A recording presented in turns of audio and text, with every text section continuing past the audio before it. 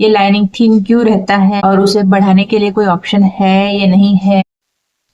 हाँ, आपका एंडोमेट्रियम या यूट्रस का जो लाइनिंग है वो थिन है तो उसे कैसे बढ़ा सकते हैं।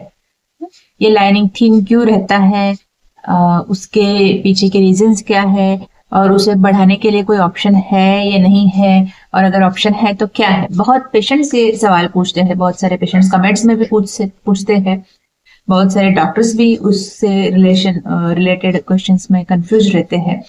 तो आज के इस वीडियो में हम इसी का आंसर जानने का कोशिश करेंगे कि ये थिन एंडोमेट्रियम को हम कैसे बढ़ा सकते हैं। हाय, मेरा नाम डॉक्टर मंजूश्री कोठेकर है। मैं एक फर्टिलिटी और आईवीएफ स्पेशलिस्ट हूँ और मैं मुंबई में प्रैक्टिस करती हूँ as a senior IVF consultant at ART fertility clinic. तो पहले तो ये समझ लीजिए कि एंडोमेट्रियम क्या है। एंडोमेट्रियम ये यूट्रस का इनर लेयर होता है, अंदर का लाइनिंग।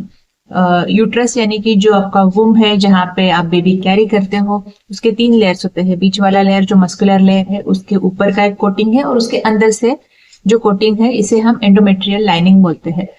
तो जब आपको पीरियड्स आता है तो ये लाइनिंग शेड होता है। उसके बाद आपका जैसे फॉलिकल बढ़ेगा नेचुरली, वैसे ये लाइनिंग भी ग्रो हो जाएगा।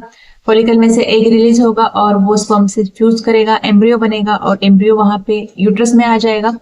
तब तक ये एंडोमेट्रियल लाइनिंग भी बढ़ के उस एम्ब्रियो को एक्सेप्ट करने के लिए रेडी हो जाता है। ये नेचुरल फिजियोलॉजी है, नेचुरल प्रोसेस है। जब कोई भी पेशेंट ट्रीटमेंट कर रहा है फर्टिलिटी के लिए, तो IUI कर रहे हैं या IVF कर रहे हैं, तो सोनोग्राफी पे लाइनिंग भी देखा जाता है, लाइनिंग का थिकनेस देखा जाता है, उसका क्वालिटी क्या है, किस तरह का अपीयरेंस है, वो देखा जाता है। नॉर्मली हम एक्सपेक्ट करते हैं कि लाइनिंग जो है 6 mm, 7 mm, 8 mm तक बढ़े, उसका अच्छा ट्राइलेमिनर अपीयरेंस हो, मतलब 3 लेयर उसमें हमें अच्छे से दिखे सोनोग्राफी पे, और उसमें बाकी कुछ प्रॉब्लम जैसे कि पॉलिप या फ्लूइड या अलग कुछ नहीं दिखे, तो ये हम नॉर्मल कंसिडर करते हैं। लेकिन ये बात समझना जरूरी है कि ऐसा कोई मैजिकल नंबर नहीं है कि लाइनिंग 7 होगा या 8 होगा तो ही प्रेगनेंसी होता है, ऐसे नहीं है। इनफैक्ट जब कोई नेचुरली प्रेग्नेंट होता है तो जब वो प्रेग्नेंट हो रहे थे तब उनका लाइनिंग कितना था ये थोड़ी ना किसी ने देखा हुआ होता है सोनोग्राफी पे।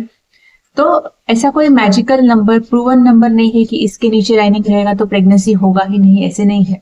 इनफैक्ट कई सारे रिपोर्ट्स है जिसमें 4.5, 5 mm, 5.5 mm इतने कम लाइनिंग पे भी प्रेगनेंसीज देखे गए हैं ट्रीटमेंट्स में।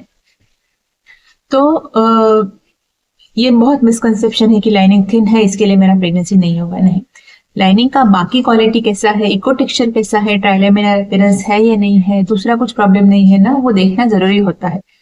अगर वैसे कुछ प्रॉब्लम हमें दिखते हैं तो ऐसे पेशेंट्स को हिस्ट्रोस्कोपी एडवाइस किया जाता है। हिस्ट्रोस्कोपी मतलब हम यूट्रस के अंदर टेलीस्कोप डालेंगे, अंडर विजन देखेंगे कि क्या प्रॉब्लम है, ग्लैंड्स कैसे दिखते हैं, कोई एडहेजन है क्या, कोई पॉलिप है क्या, और उस प्रॉब्लम्स को उसी सेटिंग में हम करेक्ट भी करते हैं जितना हो सके।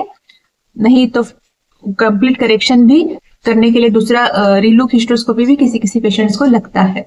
और after that we can expect कि लाइनिंग का थिकनेस कितना भी रहे, प्रेगनेंसी होना चाहिए। लेकिन अगर हमने हिस्ट्रोस्कोपी पे देखा और कुछ प्रॉब्लम नहीं है, ओरल टैबलेट्स देते हैं हम हार्मोन्स के, एस्ट्रोजन के टैबलेट्स, या वजाइनल प्रिपरेशन देते हैं एस्ट्रोजन के, या लोकल जेल मतलब स्किन पे लगाने के लिए जेल भी देते हैं। इस तरह से हम प्रिपरेशन एस्ट्रोजन दे सकते हैं लाइनिंग बढ़ाने के लिए।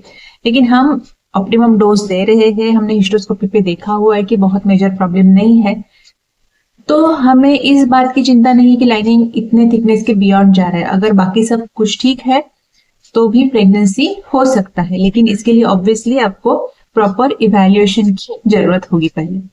That's it. अगर आपको इसके बारे में और कोई डाउट्स है तो आप नीचे कमेंट्स में पूछ सकते हो। कंसल्टेशन के लिए आना है तो मेरा क्लिनिक मुंबई में है। बाय।